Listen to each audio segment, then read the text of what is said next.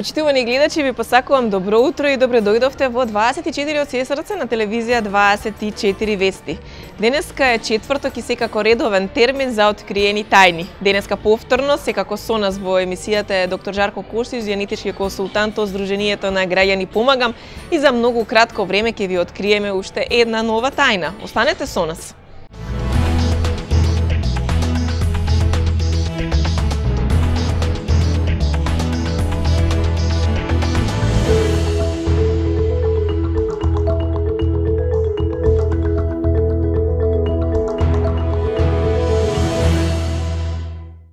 Во секоја емисија на Откриени тајни ви откриваме навистина тајни кои што можат да ви помогнат да го направите вашиот живот поквалитетен, поисполнет и посреќен.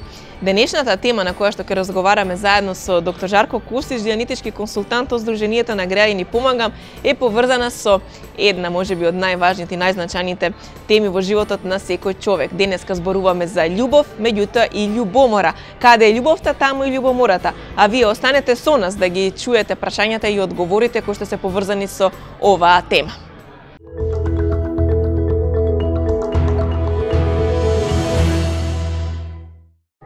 Почитувани, љубов и љубомора е денешната тема на Откриени тајни, секако заедно со доктор Жарко Костиш, дијанетички консултант од Сдруженијето на граѓани. Па време е да започнеме. Жарко, добро утро и добре дојдовте. Добро утро, Сања, добро утро на нашите гледачи. Добро ве најдов, почнуваме со наредна емисија. Денеска секако ќе разговараме на една доста интересна тема. Љубовта и љубомората. Љубовта е она што во животот на секој човек прави да биде се поубаво, повесело и поразиграно. Љубовта е една од најважните емоции во животот на луѓето. Секако тука и љубомората мора да биде присутна, дали во помала или во поголема количина. Ние денеска сме заедно со вас за да поразговараме на една од најбитните теми. Зошто љубовта е секако една од најбитните теми која што треба да ја сфатиме и добро да ја разбереме. Точно. Значи, не сме фатели, мислам, во нашите емисии. Претходно зборевме за тема љубов на кратко. Дефинитивно ќе се надоградиме малку повеќе во оваа емисија. Имаме материјал што да кажеме на таа тема. Но како и впрочем во сите претходни емисии, така и оваа ќе дадеме многу убав цитат, многу дефиниција за љубов, иако има многу убави, сигурен сум, многу различни дефиниции на оваа тема. Но една дефинициите дека љубовта фактички е интензитет на среќа упатен во дадена насока. И ако размислиме за тоа, ќе видиме дека секогаш кога имаме интензитет на среќа упатено кон нешто, дека имаме љубов кон тоа нешто или кон некого. Така да без разлика дали е нашиот пријател, пријателка, детето, сопругот, сопругата, дечкото, девојката, кој да е да не види тој или таа дека сме среќни кога ќе го погледнеме, човекот чувствува дека е сакан и дека имаме љубов упатена кон него. Дефинитивно една од другите теми на кои што ќе разговараме е љубомората, малку по несреќна да кажеме околност или тема, но како и да е, мислам дека ќе дадеме убави решенија за тоа да нашите гледачи може да ги применат во секојдневието за да можеме и да бидеме полезни со самиот муабет. Жарко, во дијанетиката во еден дел пишува дека постојат три типа на љубов. Можеме ли ние денеска во Откриени тајни подетално да ги разгледаме овие три типа на љубов за да ги сватиме какви се? Точно. И сега се мислам дали да почнеме од најдобрата варијанта кон најлошата или од најлошата кон најдобро. Но ајде вака да почнеме. Да, точно постојат три типови на љубов и првиот тип, да кажеме, не по редослед него, едниот од типовите на љубов е кога имаме, да кажеме, сексуална привлечност, кога станува збор помеѓу, да кажеме, дечко и девојка или во бракот и така натаму, ќе видите дека имаме силен, да кажеме, телесна привлечност еден кон друг. Вториот тип на љубов е, да кажеме, најпосакуваниот тип на љубов кој што може да постои помеѓу двајца луѓе, а тоа е афинитетот кој што природно постои помеѓу луѓето. И во една од претходните емисии ние начнавме една друга тема и на некој начин другчија дефиниравме, а тоа беше восхита. Значи, вториот тип на љубов, или да кажеме најдобриот начин како можеме да изразиме таа љубов е да му покажеме на некого колку му се восхитуваме. Гледате, затоа што восхита е посоодветен термин отколку љубов и ќе го објаснам малку понатаму кога ќе разбереме за третиот тип на љубов, зашто восхита е баш тој тип на љубов кој што го сакаме да го имаме, затоа што восхита покажува почит и восхита е многу духовна работа. Да кажеме, работа која што ние на другиот човек му даваме нешто кое што секој од нас го сака. Гледате, восхита е нешто кое што секој од нас сака да го добие. И кога почнуваме да покажуваме восхит кон некој друг човек, знаеме да го направиме многу среќен, да се чувствува многу ведро, да се чувствува многу позитивно, многу убаво. Самиот друг човек кој што прима восхит се чувствува многу убаво. И восхита значи препознавање на почит, препознавање на нешто што другиот човек го има во себе или го креира, на кое што ние имаме, кон кое што ние имаме почит, кое што го почитуваме, кое што не инспирира, кое што сакаме ние да го постигнеме. Е сега проблемот е во третиот тип на љубов, Сања. И третиот тип на љубов е љубов, да кажеме, помеѓу реактивни умови. Е сега, за сите оние кои што првпат не гледаат, малку ќе дадам дефиниција за тоа што е реактивен ум. Рековме дека во претходните емисии имаме многу на оваа тема и би ги упатил сите оние кои што првпат не гледаат и се вклучуваат на мојата Facebook страница да ги проследат останатите емисии кои што се на оваа тема. Но рековме дека човекот има ум, умот е механизам кој што човекот го користи за да решава проблеми во врска со секојдневието и дека умот снима слики и записи снима од се што му се случува во врска со својот како искуство од својот живот и дека имаме еден дел од умот кој што го викаме аналитичен ум или позитивен дел од умот кој што размислува и донесува позитивни решени и одлуки, имаме реактивен ум кој што не тера на несоодветни реакции од типот на љути сме, нервозни сме, некој нешто ќе каже па ние ќе се издереме, не можеме да ги контролираме негативните емоции, затоа што во тој реактивен ум се снимени негативни искуства од минатото. Замислете, не знам, сте се карале со вашата сестра честопати, па сте се расправале, па сте си имале кавиги како деца, сите тие работи се снимени таму, тие негативни емоции некогаш во тој момент што сте ги имале, да кажеме, се складирани таму, или можеби вашата мајка нешто барала од вас, па вие сте протестирале, не сте се сложувале со тоа што таа го барала, или начинот на кој што ви кажувала да направите некои работи, начинот на кој што ве контролирала бил несоодветен за вас и вие сте се борели, сте протестирале против тоа. Сите тие, да кажеме, негативни, болни искуства на некој начин се снимени во тој реактивен ум. И дури ако ја поврземе па тонската скала, ќе видиме дека сите овие тонови на оваа тонска скала на емоции, која што често пати ја прикажуваме, сите овие црвени и плави тонови фактички се емоции кои што се снимени во тој реактивен ум. И реактивниот ум е глупав механизам каде што тој не распознава различности. Аналитичниот ум е ум кој што распознава различности и сличности, но реактивниот ум исклучиво реагира врз база на поистоветување. Ако да кажеме имало некоја девојка која што му раскинала на дечкото која бил помлад или уште една девојка, почнува умот, реактивниот ум да го колеба дека можеби со наредната девојка ќе се случи исто, затоа што ги поистоветува работите од некога што се случило и сега. Но пак ќе кажам за целосно да се информираат гледачите како тој функционира, ќе ги упатам на една од претходните емисии. Сега, што е реактивен тип на љубов? Реактивниот тип на љубов е тип на љубов каде што дечкото, девојката, мажот, жената почнува да се караат меѓу себе и дека нивниот брак не е веќе восхит, како што некогаш на почетокот можеби и бил, и однаш почнува да се сведува на обвинувања, на карања, на протести, на огорченост еден кон друг и така натаму, поради тоа што реактивниот ум почнува да го поистоветува партнерот со некои други луѓе како снимка од својот реактивен ум. Многу често ќе видите ќе дојдете дома и женава ќе каже: "Ама добро, ја не сум ти тебе мајка, да трчам покрај тебе, да ти ги собирам чорапите, да ти раскревам позади тебе и така натаму", или пак можеби мажот ќе рече: "Ама добро, ме потсеќаш на мајка ми", или можеби не ни го кажува тоа. Но она што е интересно е дека реактивниот ум почнува да се вклучува и почнуваат луѓево да имаат погрешна идентификација на партнерот кој што е со нив. Можеби почнува сопругата или девојката да заличува на мајката против која што тој многу често се борел и чија што контрола не ја сакал. Знаеш, нема више ти да ме контролираш, ќе биде онака како што ја кажувам и така натаму. Тоа можеби се случило некогаш многу одамна. Но можеби девојката со која што е сега го има сличниот боја на глас или изгледа слично, или можеби има даден маниризам кој што е сличен на мајката, и тоа почнува да ги реактивира снимките од многу одамна заминати времења. Можеби мајка му не е ни више жива, но што се случува е тие мемории, тие слики се враќаат и човекот почнува да го има истиот одбранен механизам можеби како што го имал према мајката.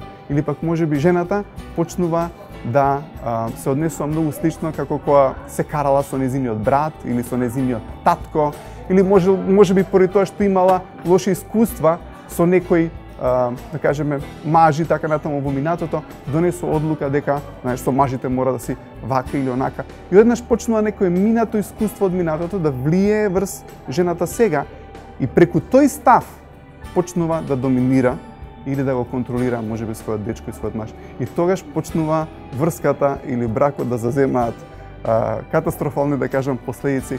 И тоа е врска помеѓу реактивни умови. Така да имаме три типови на љубов, од кои што вториот нема тука некоја приоритетна бројки прв, втор, трет, но да кажеме восхита и афинитетот на духовно ниво е таа кон која што стребиме и целиме. Го споменуваме реактивниот ум како една од причинителите зашто љубовта може да тоне, а да не оди само напред. Меѓутоа, тука е секако и вториот дел од денешната тема, љубомората, која што е главна пречка, една од главните пречки зашто настануваат кавгите, непријатностите, расправиите во бракот и во врската. Па можете ли да ни кажете како можеме да направиме љубомората да се тргне од патот на љубовта? Да, па ако се надевам доволно го објаснив механизмот на реактивниот ум како функционира, ама ќе дадам уште еден пример. Замислете имало некој дечко кој што си ја сака својата девојка и девојката после некој период доаѓа и му кажува дека сака да го напушти поради тоа што има друго момче, човеков се ужаснува, така да кажем, почнува да има негативни емоции, почнува да вика, протестира и така натаму, и можеби ја прашува кој е дечкото со кој што сакаш сега да бидеш, па тој е најдобриот другар од детството со кој што он мислел дека е пријател, како и да е, добиваме негативно искуство од тој момент. Така, и тоа е една случка која што е снимена во тој реактивен ум. Реактивниот ум е на некој начин подсвесен ум кој што се активира во дадени слични околности во сегашноста. И можеби сега се јавува, има нова девојка, која што е многу внимателен и предпазлив, и можеби кој да ќе му каже дека оди да се види со нејзиниот најдобар другар од детство, ама ова е нова девојка, гледате, тоа не е истиот најдобар другар од детство како што го имало претходната девојка, но можеби кога ќе му каже одам да се видам со мојот пријател или со мојот најдобар другар од детството, се јавуваат дадени емоции и чувства поради претходното искуство кој што човекот го имал. Но гледате, сега ова е нова девојка, ова се нови околности, нема никаква врска со нешто што се случило претходно, но поради тоа што реактивниот ум ги поистоветува работите, човеков има тенденција да биде многу љубоморен, особено на најдобриот другар нејзин од детството, нели? Или пак можеби на секој друг другар. И можеби ќе почне да се јавува по телефон. И кога луѓето се љубоморни, има една интересна тенденција, се обидува да ги скратат комуникацијските линии на партнерот. Гледате, во основа на љубомората е комуникација. И се тоа ќе го објасниме затоа што е многу битно да се разбере. Човекот кој што е љубоморен сака да има другата особа за себе и дека таа комуникација е исклучиво помеѓу нив двајци. Колку повеќе другата особа има комуникации, љубоморниот човек се обидува да ги прекине. Гледате, да нема комуникации, поради тоа што не верува. Човекот изгубил довербата во луѓето, изгубил довербата можеби во жените, можеби има донесено заклучок. Пак ќе кажам, реактивниот ум е многу глупав ум и он генерализира се. Кога ќе кажам генерализира, значи сите жени се исти, сите мажи се исти, сите работодавачи се исти, сите земји се исти, Македонија све е генерализирано и така натаму. Гледате, аналитичниот ум не размислува така. Аналитичниот ум размислува конкретно. Реактивниот ум ги генерализира работите. И сега имате човек кој што има едно лошо искуство, го генерализира се со секого и е многу внимателен да ги прекине комуникацијските линии за да не му се деси истото. Но другиот партнер не се чувства убаво кога му се прекинати комуникацијските линии. Поради тоа што неговата слобода, неговата креативност, неговата комуникацијата е живот, сака да комуницира човекот и знае дека нема идеја да направи ништо кое што е лошо и нема ни таква намера. Така, да го земеме тоа сценарио. Ќе видите дека е љубомората прво и води потекло затоа што љубоморниот човек го има проблемот. Така можеме да имаме две ситуации. Така е да кажеме дека љубоморниот човек имал дадено негативно искуство и се врз база на тоа искуство станува многу љубоморен. Но ако го знаеме овој податок дека човекот има проблем со комуникацијските линии, во основа на љубомората суштина се скриени комуникацијски линии. Гледате, на него му се десило нешто во минатото, поради тоа што девојката скрила нешто дека таа кога бившата девојка кога излагала со нејзиниот најдобар партнер, тој мислел дека се случува едно, се случувало нешто друго. Сега тој се обидува да ги разоткрие сите можни комуникацијски линии сега, за да не се случи нешто слично. Сега ако го знаеме дека тоа е во основа на љубомората, како партнерот може да му помогне на љубоморниот дечко, девојка, така партнер, да ги отвори комуникацијските линии целосно. Гледате, можеби има девојка, можеби дечкото има девојка која што има доста обврски, се гледа со многу луѓе. Девојката, за да може да го направи помалку љубоморен, треба да ги отвори комуникациите, да рече, окей, би сакала да дојдеш со мене, значи идам на таков и таков состанок, дојди со нас, ќе те запознавам со шефот, ќе те запознавам со пријателот. Едноставно, човекот да може да види дека тие комуникации не се скриени, поради тоа што скриените комуникацијски линии го прават љубоморниот човек уште пољубоморен. Кога ќе почнете да ги криете тие комуникацијски линии од него, се зголемува таа љубомора поради тоа што тој почнува да станува сомнителен. Така да начинот како љубомората да ја расчистиме, едноставно да ја намалиме, е човекот треба целосно да ги отвори комуникацијските линии, за да човекот стекне повторно доверба дека на тие комуникацијски линии не се случува ништо лошо.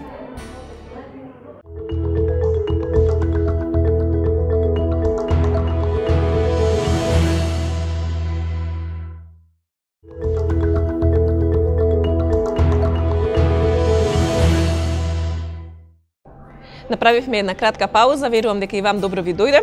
Ние продолжуваме понатаму. Љубов и љубомора е темата на која што денеска разговараме. Останете со нас до самиот крај, имаме уште тајни да ви откриеме во денешната откриени тајни на 24 од Сесрце. Жарко, креацијата и креативноста се секогаш на високо ниво, на почетокот на една врска и на едно пријателство и на се впрочем што е ново и што е непознато. Меѓутоа, како поминува времето, како врските стануваат подлабоки и релациите помеѓу луѓето, некако нивото паја надолу и се губи креативноста, луѓето можеби стануваат понезаинтересирани во врската, сите работи се земаат здраво за готово. Зошто е тоа така? Има многу поговорки за тоа. Една од поговорките е дека врските се како леп и треба секогаш од сабајле да се испече, како да кажем, се создаде нов леп.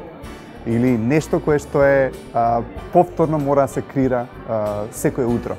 Како што секој утро што почнува ново утро, дека треба секој утро да биде нов почеток, да кажеме, на врската, поради тоа што врската е фактички согласност, нели, како и што кажавме во претходните емисии, дека мора да имате заедничко согласување во врска со нешто, затоа што кога сте единка, сте единка.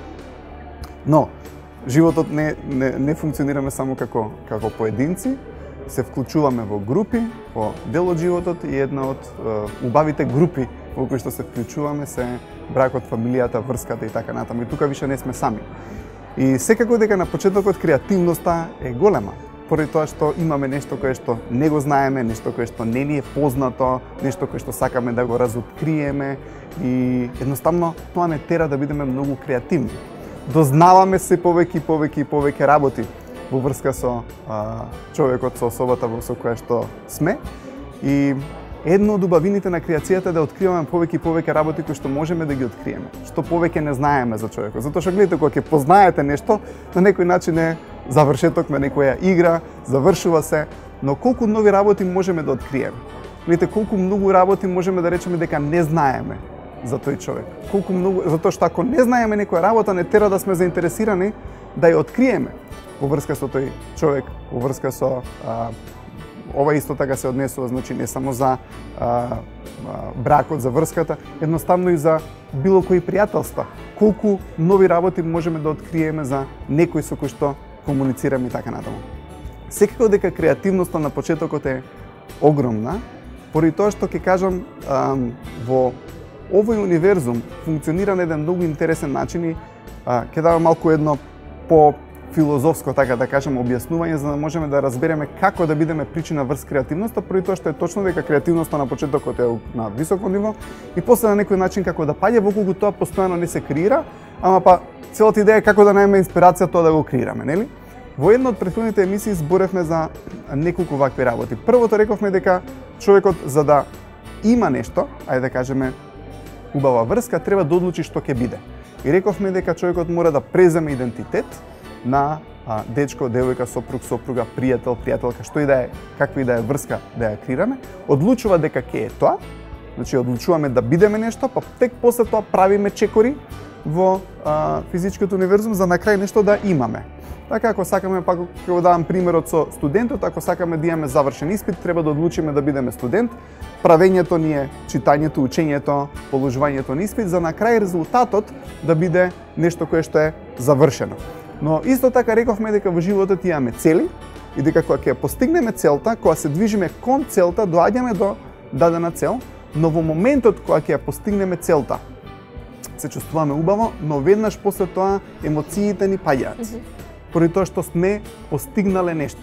Гледате, кога ќе постигнеме нешто во овој физички универзум, физичкиот универзум има тенденција да не зароби и да не направи да не сме активни.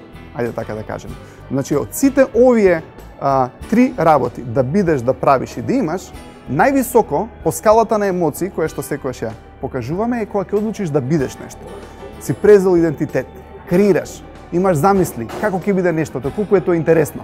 Па после се впушташ во акција, на крај ќе го постигнеш тоа и после 1-2 дена више те фаќа досада, у најдобар случај монотонија и ако немаме нова игра, ако немаме нова цел, тогаш емоциите паѓаат и надоле по тонската скала.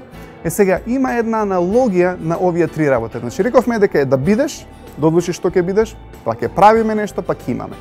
Рековме во една од претходните емисии дека секоја акција се состои од три дела. Дека имаме почеток на акцијата, дека имаме промена и дека имаме крај. Гледате, кога одлучуваме да бидеме нешто, на некој начин одлучуваме да почнеме нешто. Така имаме почеток.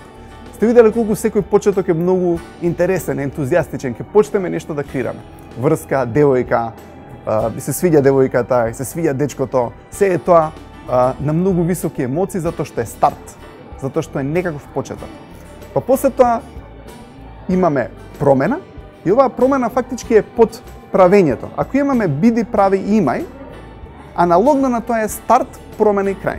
Гледате, стартот е аналогнен да бидам. Значи, одлучувам дека нешто ќе бидам. Кога правиме нешто, ги менуваме работите. Така, ова го правам, па идем у кино, па можеби на вечера. Едноставно, исто така имате креативна активност кога сте во акција. Значи, кога имате некаква промена. Што се случува нешто со врската, па ја менувате, ја креирате и така натаму. Гледате, имате стоп. Кога имате нешто, фактички имате стоп. Кога добиваме нешто, сме на стоп. Можеби играта на дечкото или девојката бидат окей како да ја добијам неа. И тогаш е стоп. Гледате, почнало нешто, се менувала таа игра, на крај можеби дечкото или девојката го добила дечкото или девојката и е стоп. Гледате, тогаш имате нешто. Но кога почнувате да имате нешто, е стоп. Да го добиеме нештото интересно. Така. Тука се креативните импулси. Кога нештото ќе го имаме веќе, тогаш луѓето имаат тенденција да бидат заглавени во тоа нешто и тоа нешто го имаме и кога ќе сме имаме, не смееме да бидеме заглавени над тоа нешто и да го имаме стопот. Поради тоа што ќе кажам сега уште оваа главна аналогија зашто како е ова се поврзано со креативноста. Стартот е секогаш креативен импулс, рековме, така? Имаме почеток на некоја креација. Значи стартот да бидеш е креативно. Промената, односно правењето, е секогаш нова креација. Имаме креација. Како го одржуваме, например, едно работно место или една врска? Постојано ја креираме, така? Постојано креација прави опстанок. Значи, рековме имаме старт, промена, крај. Аналогно на тоа, рековме дека имаме биди, прави, имај. Рековме дека кога почнуваме нешто сме многу креативни. Промената ја добиваме на тој начин што постојано креираме нешто. Така? Кога креираме нешто, правиме фактички опстанок на тоа нешто. Секогаш опстанокот на нештото е со постојана креација, со промени, така, со правење. Затоа што е физички универзум, мораме да креираме. Но исто така кога имаме стоп на крајот или кога го добиваме нешто, значи имаме нешто. Стоп. Гледате, од третата колона, рековме имаме стоп. Така, значи имаме стоп и стопот е немање на креација. Значи, во моментот кога ќе прекинеме да креираме или едноставно почнуваме да контракреираме на тоа. Ајде да кажеме, можеби сте во некоја врска и контракреацијата на тоа би било, можеби човекот се заинтересирува за некој друг човек, за некоја друга девојка и така натаму. Или пак можеби е работата. како можеме нешто да уништиме, како можеме нешто да му даеме стоп, е или да прекинеме да го креираме, или да почнеме да креираме контра него. Креираме во спротивен правец, не креираме во правецот во кој што треба да креираме. Значи јаме, пак ќе кажам, да бидеш, да правиш, да имаш, аналогно на тоа е старт, промена и крај, но стартот е секогаш креација, за да имаме промена и опстанок, пак ќе кажам затоа што опстанокот го добиваме преку постојана креација, имаме креација и на крајот фактички како настанува стопот и како нештото се заглавуваме да го имаме и да го чуваме и на некој начин предизвикуваме деструкција на нештото, значи деструкцијата ја правиме преку немање на креација или преку контракрирање на тоа. Така да, ако ги видиме овие три работи, ќе видиме дека цело оваа трета колона треба едноставно да избришеме од умот. Односно, кога ќе дојдеме нештото да го имаме, за да не почнуваме да станеме деструктивни кон тоа нешто, треба веднаш да започнеме нова игра, затоа што новата игра секогаш ќе не крене на креација. Што е нешто ново кое што не го знаеме? Што е нешто ново кое што не сме го постигнале? Ме разбирате? Затоа што кога ќе го добиеме нешто, ти имаме тенденција да биде стоп, стопот почнува да не прави некреативни, односно ние прекинува креацијата и почнуваме да контракрираме, затоа што во стопот почнува да се вклучува реактивниот ум и реактивниот ум секогаш ќе ни даде глупи креации, неопстаночни креации, креации спротивни на опстанокот. Затоа што кога ќе добиеме некаков крај, кога ќе постигнеме некоја цел, веднаш што мора да направиме е да почнеме на старт, почнеме со фактички нова креација. Покрај креацијата и креативноста во врската, една можам да кажам и од според мене најзначајните основи на една квалитетна и добра врска е секако комуникацијата, која што мора да биде присутна. Меѓутоа не само што треба да биде присутна комуникацијата, треба да биде и искрена. Па може ли да ми кажете како да ја негуваме оваа комуникација да биде искрена? Во основа на секоја врска е комуникацијата. Нели? Комуникацијата мора да биде слободна, човекот мора да биде волен и мора да биде слободен да каже се што мисли, мора да биде волен да искомуницира тоа што треба да го искомуницира. И комуникацијата е во основа на секоја врска, на секој брак, на секоја однос помеѓу двајца луѓе. Комуникацијата е нешто кое што не поврзува фактички. За да имате комуникација мора да имате уште еден човек. Тој човек треба да му придете со афинитет, треба да комуницирате за работи за кои што така се согласувате, но и ако имате работи за кои што не се согласувате, да ги искомуницирате и да најдете решение за сето тоа. Сега, воколку комуникацијата е основата на секоја врска, за жал има начин како луѓето почнуваат да одат надвор од комуникација едни со други. И ако рековме дека во секоја група имаме согласување, Лете согласување се дадени правила, дадени работи на кои што сме се согласувале. Така во работата имаме согласување дека сите ќе бидеме на време во толку и толку саат, така и така работите ќе се одвиваат, исто се и уврските. Така се подразбира дека ќе бидат еден со друг, дека нема да бидат со некои други луѓе и така натаму. Имаме премолчени согласувања, имаме согласување на кои што сме ги кажале најасно, но кога и да луѓето почнуваат да прекршуваат некои согласувања, имаат тенденција да се одвојат од групата. Многу интересно е. Ке видите, ајде да земеме некој друг пример кој што не е поврзан баш со ова. Имате некој детенце кој што родителите му рекле секогаш кога ти требаат пари ќе ми кажеш. И ја ќе ти дам пари, не зима без прашање. И детенцево тоа е договорот. И детенцево во еден момент зима пари, но премолчува. И гледате, тоа е прекршок на некој начин. Или во бракот или во врската. Може би се договориле дека секоја сметка која што е над, не знам, толку и толку пари, ќе се консултираме поради буџетот, дали можеме да ја реализираме или не. И едниот од луѓето го прекршува договорот и почнува индивидуализирање од групата. Гледате, групата ако не обединува преку дадени согласувања, прекршување на согласувањата ја прави групата да се распадне. Гледате, затоа што ако некој човек се согласил на нешто, тоа не го почитува тоа нешто, ќе почне да се одвојува и ќе биде помалку во комуникација и во афинитет со групата.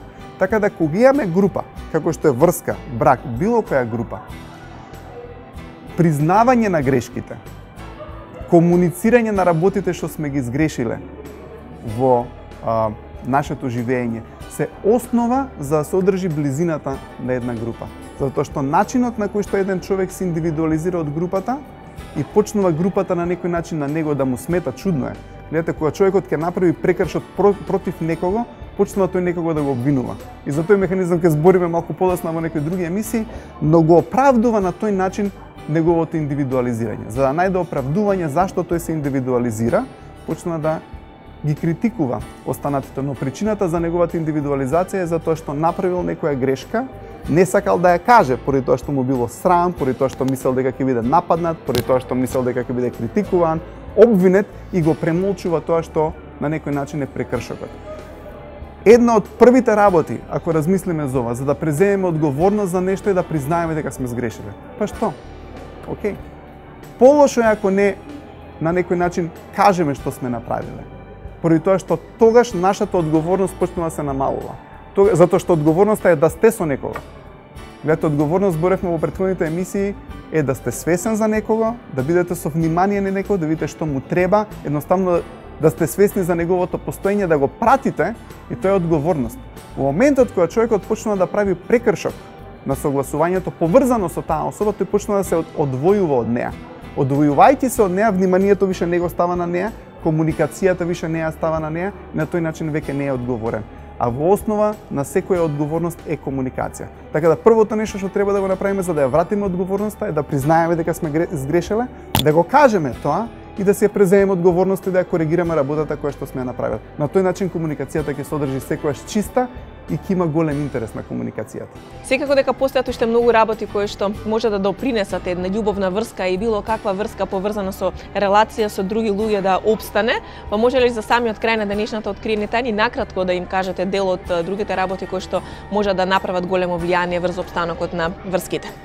Да, ја реков ова претходното прашање што го кажав, сакам само да кажам дека не значи дека е лесно, но е голема чест и храброст да се признае нешто што човекот го направил кој што е прекршок на некаков договор. И сакам да кажам дека тоа, ако човек може да го направи, е голема доблест на самиот човек. И сакам да дам апел дека другиот човек треба да е волен да слушне, без да има обвинување, без да има критики, за да човекот може да го каже тоа што сака да го каже.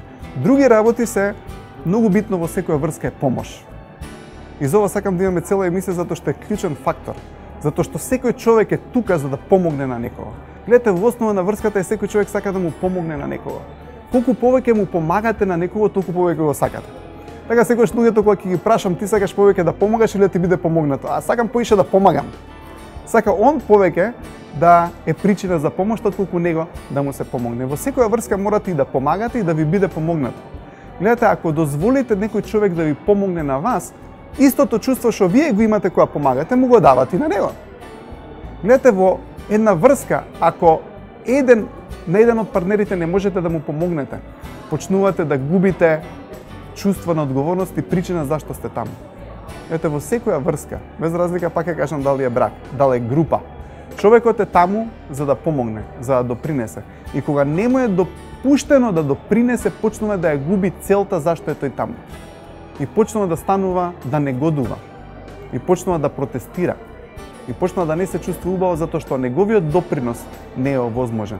Така да помошта игра огромна улога. И фактички еве е друг приод што е тоа љубомора. Имате маж и жена, дечко и девојка, и ќе видите дека дечко се обидува да ја помогне на девојката, некогаш кога сме љути, ако сте приметиле, не сакате да дозволиме другиот да ни помогне.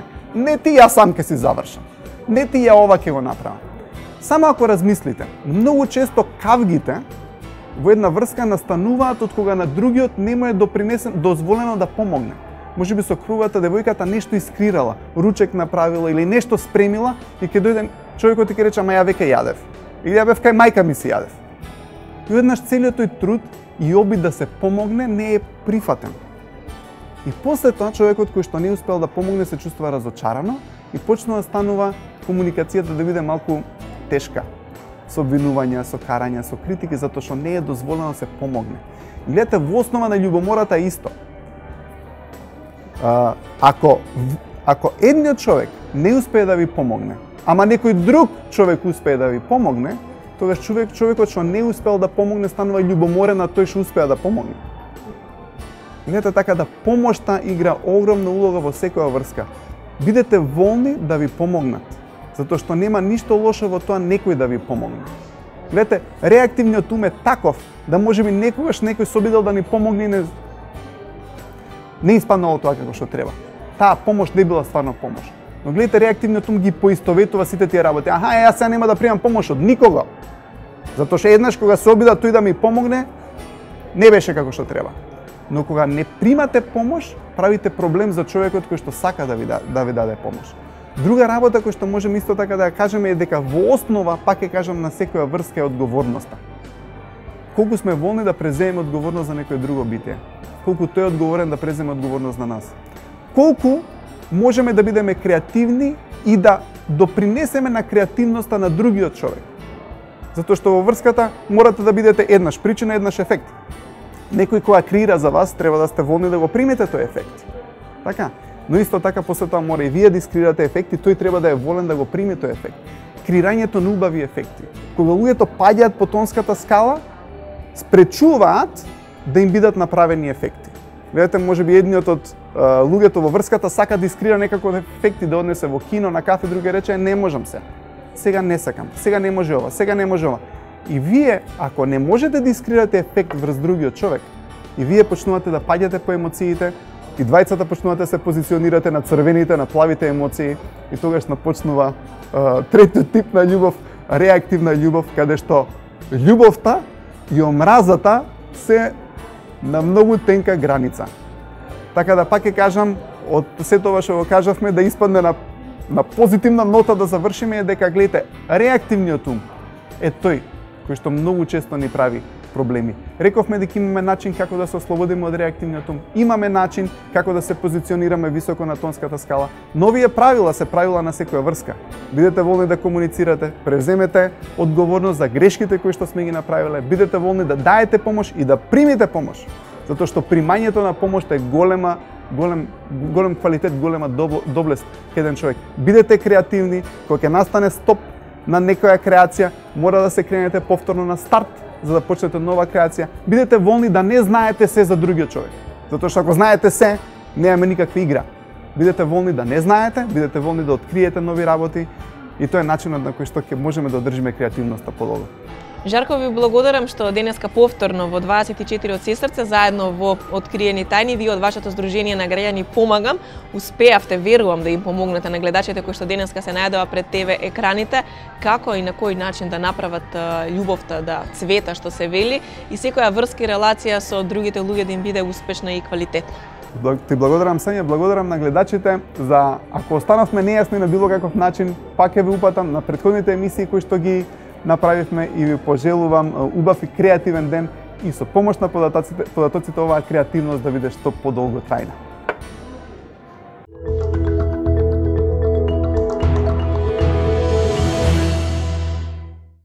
Тоа беше се што е поврзано со љубовта и љубомората. Секако верувам дека го задржавме вашето внимание, ви откривме многу тајни.